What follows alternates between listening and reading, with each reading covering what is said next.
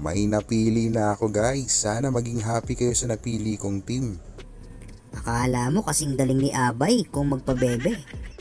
Grabe ka naman. Magaling naman si Troy.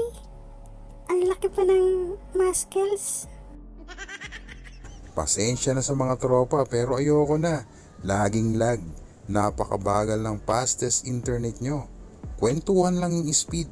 Saka tinapon nyo na ako, di ba? Converge, ang mabagal din pero usapang playing time.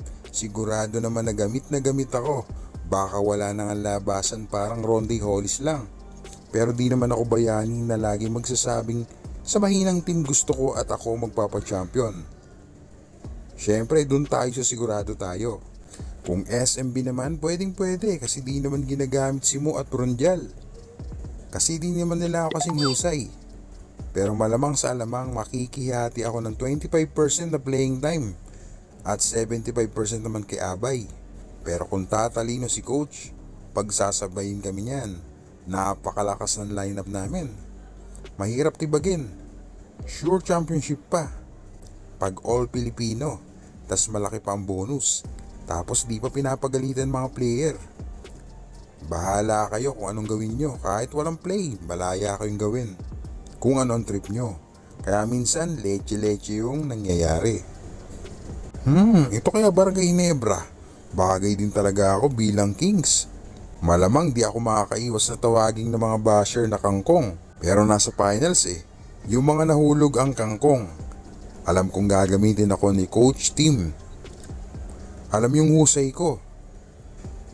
Lalo na pag pinagsabay kami ni Stephen Holt, RJ Barrientos, Brownlee, at may time pagsasabayin kami ni Japet.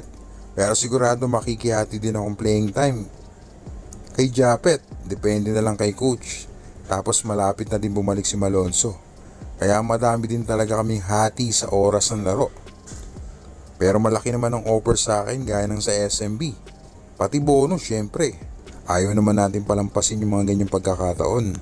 Pero sa ngayon, secret muna. Basta di ako talo, di din talo yung team. Kailangan ko tumbasan yung malaking sahod na ibibigay sa akin syempre. And iniisip ko din yung kinabukasan ng family ko. Update ko kayo pag ready na ang lahat. Congrats nga pala sa Token Text.